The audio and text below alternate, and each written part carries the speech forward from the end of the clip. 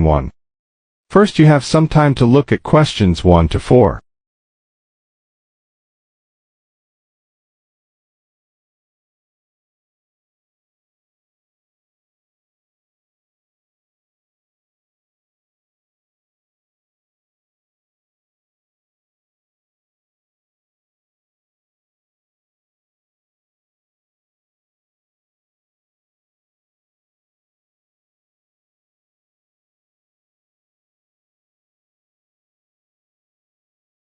Listen carefully and answer questions 1 to 4.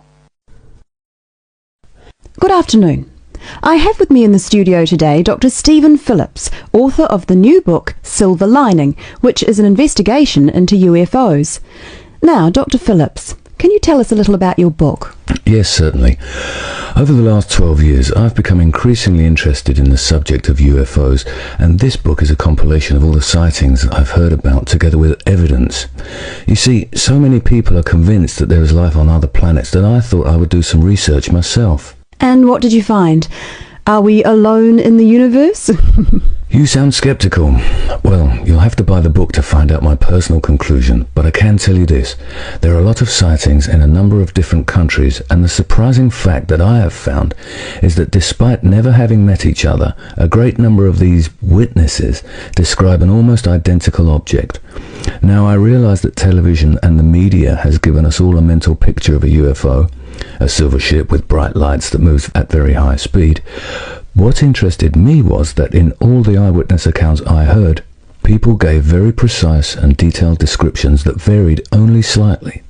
Reports from America, Europe, even Asia, all share a significant number of similarities. Interesting. Tell me, have you been able to see any evidence yourself? Well, no. My aim in writing this book was not really to present my own opinion, but to gather all the information available and collate it into a kind of reference guide. Personally, I don't have anything much to add apart from the conclusions that I've drawn from the accounts I've heard. I understand that there is a strong body of opinion that claims there is hard evidence that is being suppressed by the American government. Could you comment on that? Before you hear the rest of the conversation, you have some time to look at questions 5 to 10.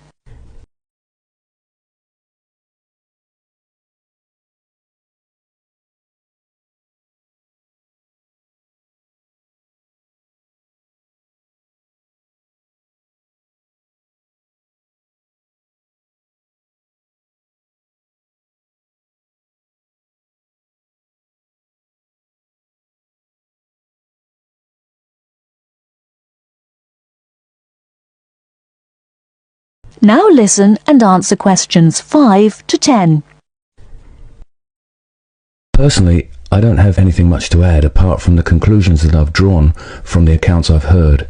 I understand that there is a strong body of opinion that claims there is hard evidence that is being suppressed by the American government. Could you comment on that? The second chapter of my book actually talks about a place in America that has often been in the media, Area 51. Area 51? Yes, it's a military base in New Mexico.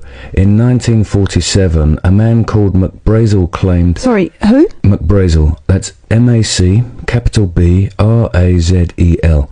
Anyway, McBrazel claimed to have found pieces of an alien spacecraft on his farm in Roswell. Now, many people believe that this was true and that the government of the time took the debris.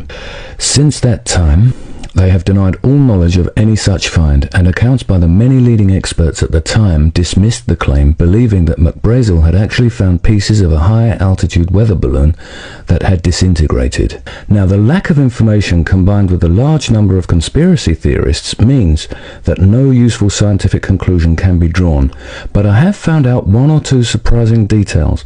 Again, you'll have to buy the book if you want to find out more. Okay. Now, I understand that an overwhelming majority of UFO sightings occurred in America. Do you find that in any way relevant? Well, as I mentioned before, there are a large number of conspiracy theorists, and the popularity of science fiction programs in America could lead you to suspect that these sightings may be nothing more than an overactive imagination. However, I have found that there are a number of other factors that determine UFO sightings. In Northern Europe, the number of reports is very low, whereas in Southern Europe, where there is more open space, less light pollution, and generally clearer skies, the number of sightings increases. Now, when you consider the vast open areas of America, particularly around New Mexico, there is an argument that UFOs are simply easier to see in certain geographical and climatic situations. Well, I've never thought of that. If I could ask you one final question, Dr. Phillips, what about alien abduction? Well, I don't really cover that in my book. You see, I was looking to present facts from which people could draw their own conclusions. With these reported abductions, I've found them to be very unreliable. Well, thank you very much for your time. Before we finish, I'd just like to add that Silver Lining is available at all leading bookstores, priced at £19.99. Until next week, goodbye. That is the end of part 1. You now have half a minute to check your answers.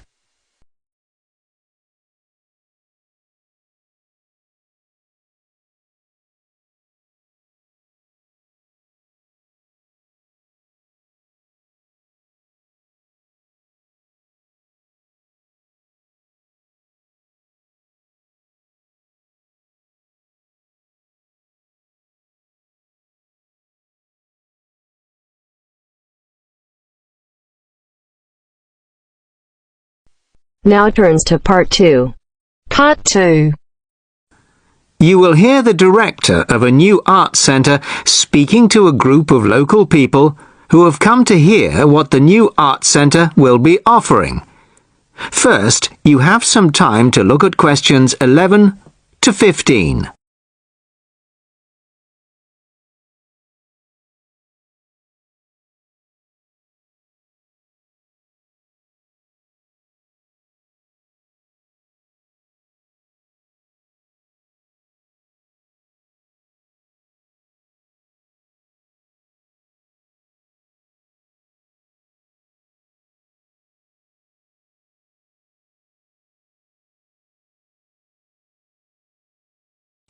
Listen carefully to the first part of the talk and answer questions 11 to 15. Well, good evening, everybody. Thank you all for turning out on this cold, wet evening. Welcome to our new art centre. I'm delighted that so many people are interested in finding out about the facilities and events that we'll be offering. I'll start with the regular evening events that we've scheduled so far. Sunday night will be film club night. Each week we'll be showing a classic film from the 40s, 50s or 60s. Films will start at 6:45, and afterwards there will be an opportunity to discuss the film in the cafe bar for anybody who'd like to. Tickets for the film will be £5, but the discussion afterwards is free, although anybody who wants to buy me a drink is welcome to do so. On Thursday evenings at 7:30, the auditorium is given over to productions by touring theatre companies. This coming Thursday, we're very excited to be welcoming Pizzazz, a drama company featuring both able-bodied and physically handicapped actors. They'll be performing a rather special version of William Shakespeare's The Tempest, featuring music and dance, as well as dialogue. Fridays and Saturdays will be music nights, starting at 8 p.m, with classical or traditional music on the Fridays and pop rock on the Saturdays. However, as the sound system hasn't yet been fully installed, these events won't be starting for another few weeks. As well as evening performances, various events will take place during the day. So far, a mothers and toddlers session has been arranged for Monday afternoons, and of course anybody can drop in for a coffee or a sandwich. The cafe bar will be open from 11 a.m. to 3 p.m. and 6 p.m. to 11 p.m. Mondays to Fridays, and 11 a.m. to midnight Saturdays and Sundays. Lunch will be served from 12:30 till 2, and light snacks will be available all day. Of course, this programme is just the start, and we expect to be announcing many additional events in the near future. Before you hear the rest of the talk, you have some time to look at questions 16 to 20.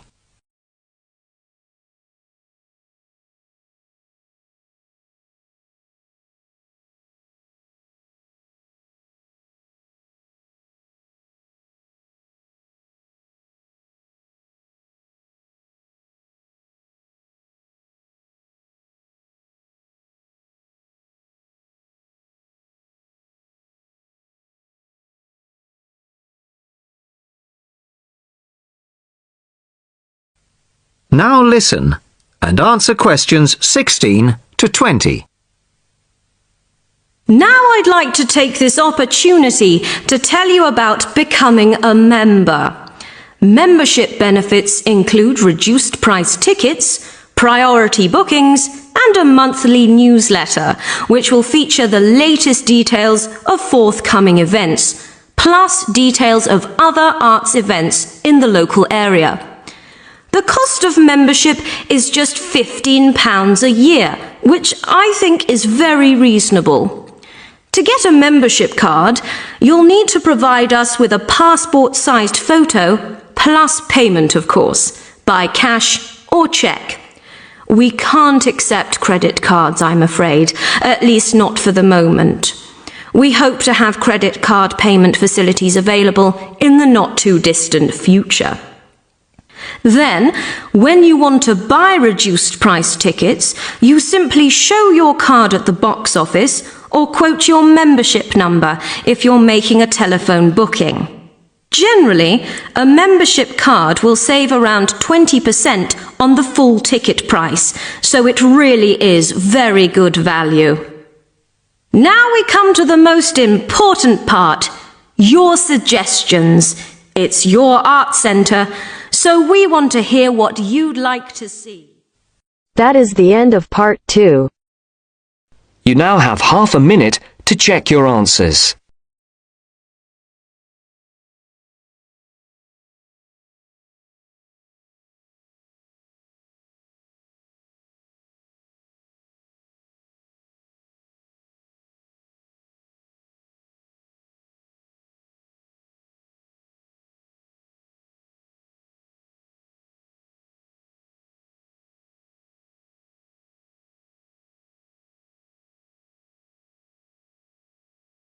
Now turns to part 3. Part 3. You're going to listen to a radio programme about buying a house. First, you have some time to look at questions 21 to 25.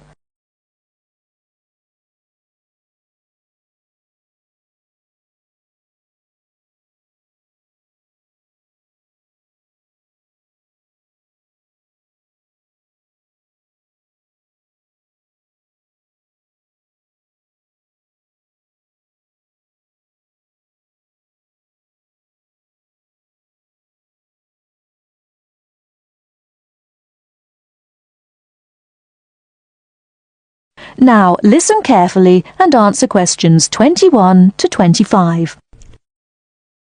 Good afternoon, listeners. Today, I'd like to welcome Edward Fox, who is going to talk to us today about buying a house. Edward.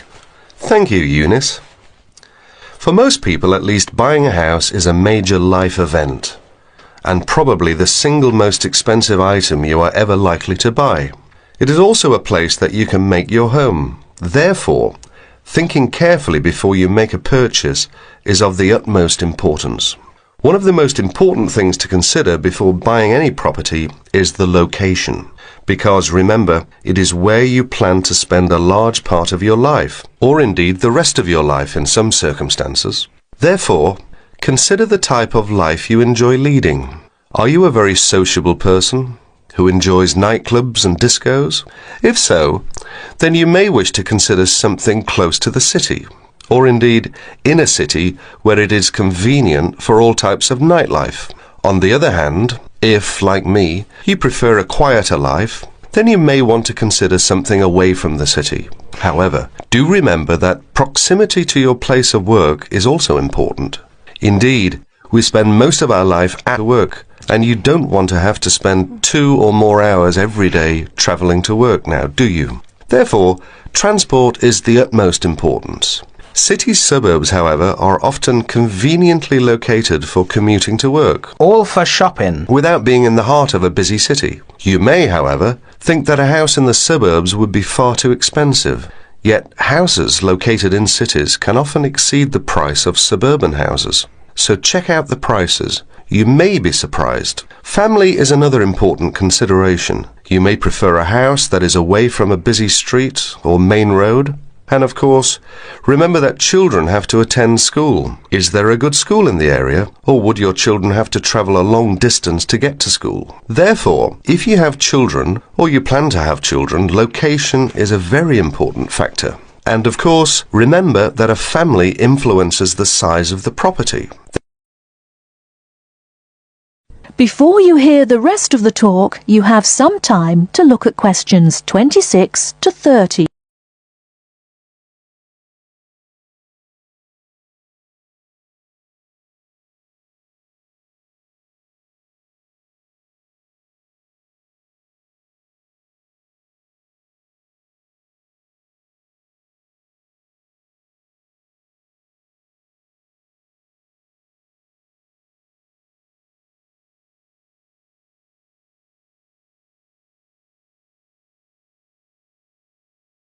Now listen and answer questions 26 to 30.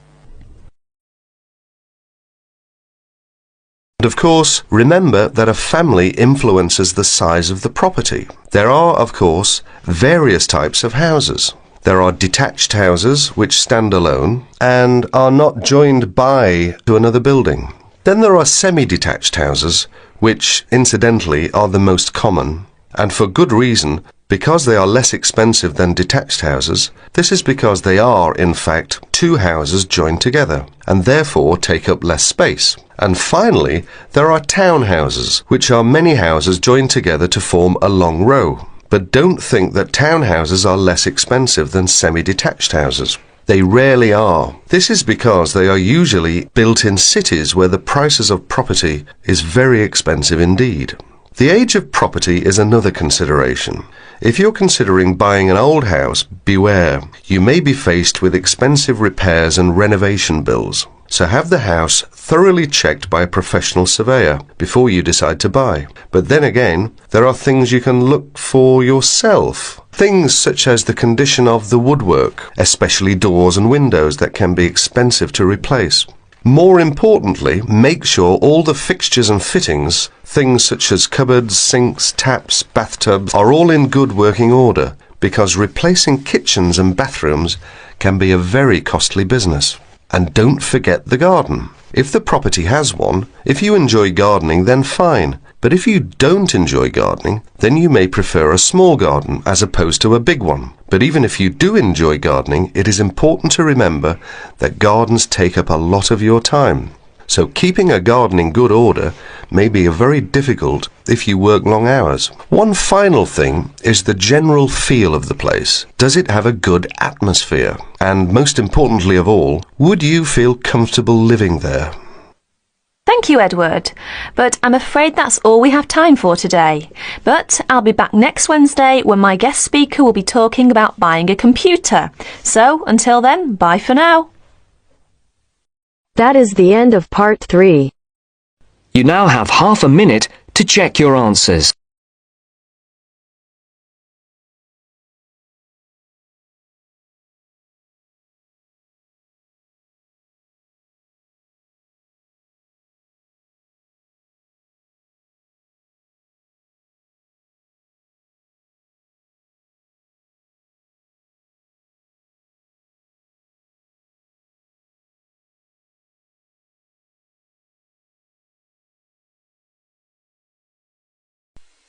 Now turns to part 4. Part 4. You will hear part of a careers advice talk on working freelance. First, you have some time to look at questions 31 to 40.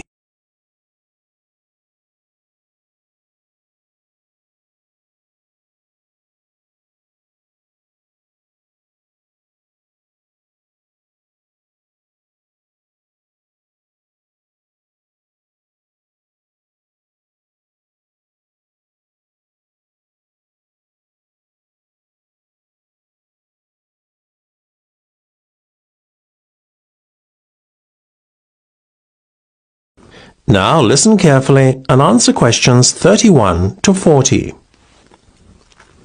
Working for an employer in a 9-to-5 job has long been the accepted norm. However, this could soon be set to change. A rising level of unemployment, combined with a sense of disillusionment amongst employees with their workaday lives, is at the root of this modern-day revolution in the workplace. Now, there is a growing trend amongst people of all ages and from all walks of life to opt for freelance work rather than working for an employer. It sounds a risky option and a potentially stressful one, but on the whole, the benefits of freelancing seem to vastly outweigh those of working for someone else. In fact, recent research has shown that those who quit their jobs to work for themselves are the country's happiest and most productive workers. A study conducted by Dr. Jonathan Sapsed from Brighton University's Business School, in conjunction with the Arts and Humanities Research Council, looked at a total of 304 freelancers who were pursuing a range of professions in southern England.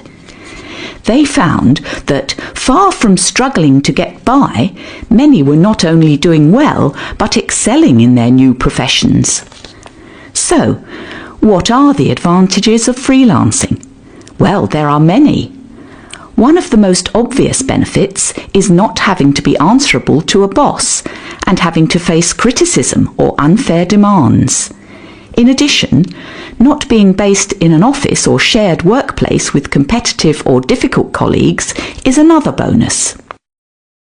But what is probably the most attractive pull of working freelance is the freedom to determine your own work schedule.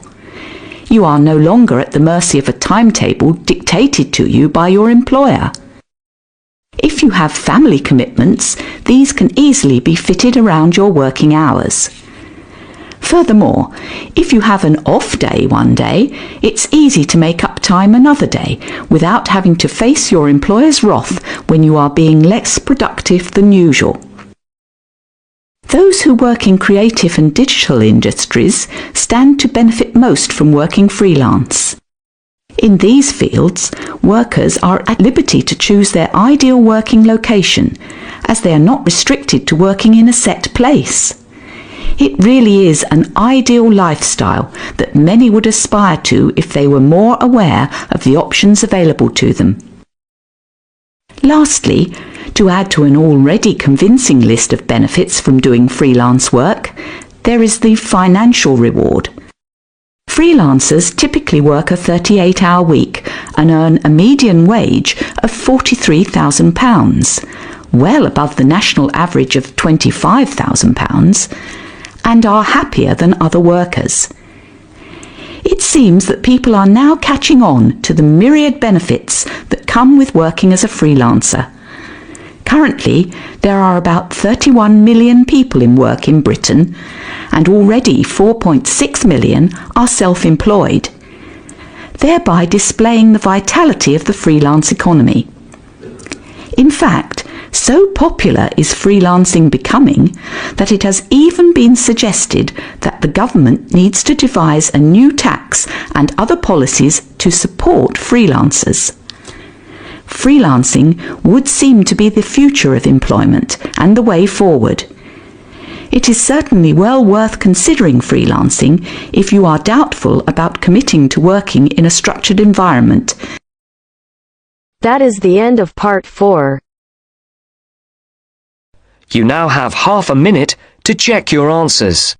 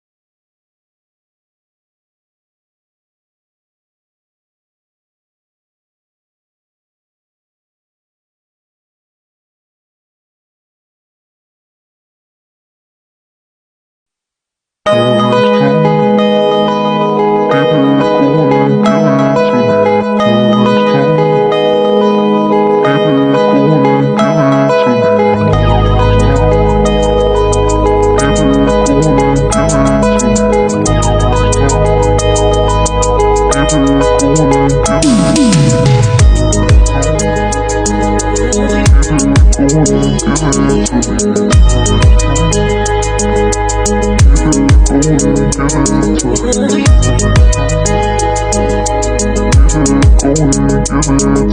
me.